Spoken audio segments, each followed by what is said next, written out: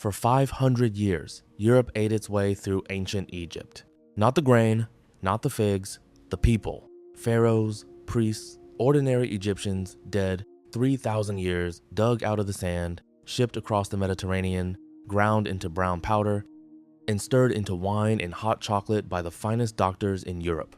And the whole grotesque 5th-century industry existed because of one mistranslated word. Medieval Islamic physicians used a natural mineral pitch, a black tar that seeped out of the ground, and they believed it healed wounds and broken bones. They called it mumia. The problem was supply. By the 12th century, the good deposits were running dry. And someone noticed something. Egyptian mummies were coated in dark, hardened resin. Under torchlight, it looked almost exactly like that mineral pitch. One word slipped sideways. Mumia stopped meaning the mineral and started meaning the corpse. That's the whole origin. Europeans concluded the powdered dead carried the same healing power, and doctors prescribed ground human remains for internal bleeding, epilepsy, vertigo, palsy, bruising. Paracelsus, arguably the most influential physician of the 16th century, championed it. King Francis I of France reportedly never traveled without a pouch of it on his belt. Then demand outran the supply of dead pharaohs. That's when it got genuinely dark. The great French surgeon Ambroise Paré wrote furiously about apothecaries who couldn't get real mummies. So they'd steal the bodies of hanged men by night, pack them in salt, bake them dry in an oven, and sell the result as authentic Egyptian remedy. Merchants sold mummified ibises as mummified children. They padded shipments with camel meat. One trader, asked whether his corpses had died of some horrific disease, said he didn't care where they came from, so long as he could get them. Now, if you're picturing candlelit medieval superstition, stop. Because here's the part that reorganizes your brain. Corpse medicine peaked during the scientific revolution. Not before it, during it. The same decades that gave us modern chemistry and the scientific method. Robert Boyle, the man behind Boyle's Law, cured his own nosebleeds with powdered moss scraped off the skulls of executed criminals left unburied on the gallows. Francis Bacon endorsed the practice. Thomas Willis, the pioneer of brain science, brewed powdered human skull into chocolate and gave it to stroke patients. King Charles II distilled his own batch of skull in alcohol. At court, they were known as the King's Drops. In Germany and Denmark, crowds gathered under execution scaffolds holding cups, waiting to catch the blood while it was still warm, because everybody knew warm blood cured epilepsy. That tradition ran back to Rome, where the physician Celsus recorded patients drinking the blood of dying gladiators. In parts of Germany, the executioner wasn't feared. He was a healer. Historian Richard Sugg summarized the era in one line I've never been able to shake. James I refused corpse medicine. Charles II made his own corpse medicine. And Charles I was made into corpse medicine. That's what happened when people ate the dead.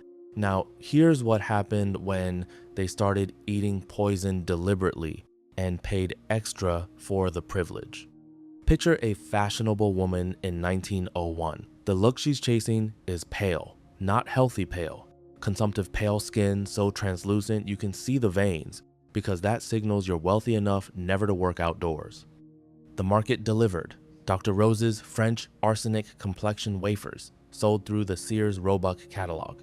Little wafers you swallow to whiten your skin, advertised with what the copy called the wizard's touch. Printed right there on the box. Perfectly harmless when used in accordance with our directions. They were arsenic. You order them by mail, alongside your boots. And here's the cruel joke inside it. Chronic arsenic exposure causes skin lesions the exact blemishes the wafers claim to erase. Push further, and you get numbness, seizures, kidney failure, cancer. Modern researchers find risk elevated at exposures measured in parts per billion. These women were eating it by the wafer. But swallowing it was the small problem, because in 1775, a Swedish chemist named Carl Wilhelm Scheele invented a green so brilliant, so cheap, and so color-fast that it devoured the entire 19th century. Scheele's green, copper arsenite. It went into everything: ball gowns, candles, children's toys, artificial flowers, sweets, and above all, wallpaper sales exploded from around 1 million rolls in the 1830s to over 23 million by 1860. Victorian families were sleeping inside arsenic. In damp rooms, mold broke the pigment down into toxic gas. In dry rooms, the paper shed poisonous dust onto the beds and the children. People fell ill in green bedrooms constantly. And the designer William Morris, whose family fortune came from arsenic mining, which is not a minor detail, insisted for years the sickness must be something else.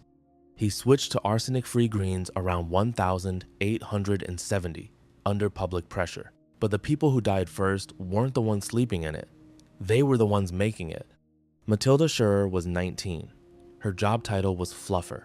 She dusted artificial leaves with green powder all day, so the fake flowers in a rich woman's hat would look freshly alive. The inquest into her death is hard to read. She vomited green water. The whites of her eyes had turned green, and she told her doctor that everything she looked at was green. The surgeon recorded her cause of death as acute inflammation of the stomach lining, produced by inhaling copper arsenite. She died on the 20th of November, 1861. Quick detour, because if you've watched a video like this, you've been told about the Victorian tapeworm diet pill. Swallow an egg, lose weight, sold in every chemist's shop.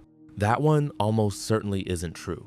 Fact checkers, medical historians, and folklore researchers have all gone looking, and there's no firm evidence commercial tapeworm egg diet pills were ever actually sold and worked as advertised. A few supposed advertisements float around. Nothing verifies the product existed.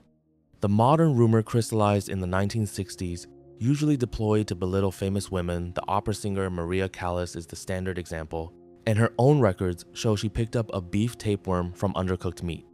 The danger is real. People still deliberately infect themselves, and it's banned. But the Victorian fad is folklore. It survives because it lets people police two things at once: female vanity and body size. The trope is the artifact, not the product. So far, this has all been a Victorian problem. Go back further, because the oldest poison here was being served at Roman dinner parties. Rome had no cheap sugar. What it had was grape juice and lead. Romans boiled grape mussed down into thick, sweet syrups called defrutum and sapa, and the acidic juice reacted with the lead vessels to produce lead acetate, a compound that tastes distinctly, genuinely sweet. The Roman cookbook of Apicius calls for these syrups in over 80 recipes. This wasn't an oversight. The writer Columella explicitly recommended lead pots over bronze because bronze threw off copper rust and spoiled the flavor. Laboratory recreations of these syrups have produced anywhere from 240 to 1,000 milligrams of lead per liter. An aristocrat drinking a couple of liters of sweetened wine a day could swallow 20 milligrams daily. Lead accumulates in bone and blood and reaches everything: abdominal agony, heart arrhythmia, kidney disease, anemia, infertility, cognitive decline, which is where somebody always says it. Lead poisoning destroyed the Roman Empire. I have to stop you there, because that one gets repeated everywhere and modern scholars reject it. The theory was pushed hard in 1983 by a geochemist, arguing lead-poisoned aristocrats brought down Rome. The academic response was brutal. One classicist wrote the book was so full of false evidence and flippancy toward primary sources that a reader couldn't trust its basic arguments. And the best modern data settles it. A 2014 study measured lead isotopes in sediment cores from the Tiber and found Roman piping did raise drinking water lead far above natural background. But the researchers' conclusion was blunt. Those concentrations were unlikely to represent a major health risk. The exposure was real. The empire fell for reasons that had nothing to do with it. But here's what makes lead the most infuriating story here. Someone actually solved it. In the 1700s, for generations, people across Devon in England suffered a mysterious illness, agonizing stomach pain, paralysis, blindness, what witnesses called fits of madness, sometimes fatal. It was the Devon colic, and nobody could explain why it struck Devon and spared the neighboring counties. In 1767, a physician named Sir George Baker worked it out. Devon cider presses were lined with lead, and lead shot was used to clean them. Somerset and Herefordshire presses weren't. He chemically demonstrated lead sitting in Devon apple juice and published. The cider makers turned on him furiously, but the lead came out of the presses, and by around 1818, his son could report the disease had all but vanished. One man, one experiment, one disease, gone. It's the rarest thing in this entire story, a warning that actually got listened to, because that's the pattern, and once you see it, you can't unsee it. Nobody else acted early. By the 1920s, you could buy Doramad radioactive toothpaste in Germany, whose label promised special biological healing effects by radium rays and claimed it would load your cells with new life energy. You could buy a Revigator, a radium ore crock you filled with water overnight and drank in the morning, sold as a perpetual health spring in the home. If a product could be made to contain radium, somebody was selling it. And none of it was fraud in the legal sense. It was the frontier of physics, sold at the chemist's counter. Every correction, every rule that protects you today arrived the same way, late and written in someone's obituary. In 1820, a chemist named Frederick Acum published the first great expose of food adulteration, documenting alum whitening cheap bread and copper greening the pickles. He made the mistake of naming the companies. London manufacturers destroyed his reputation, and he fled the country. Nothing changed until 1858, when a Bradford sweet seller sold peppermint humbugs accidentally made with arsenic instead of harmless filler. Each sweet held enough to kill roughly 2 people. Around 20 died, more than 200 fell ill, and the first deaths were misdiagnosed as cholera because the symptoms are identical. 2 years later, Britain passed its first Food Adulteration Act.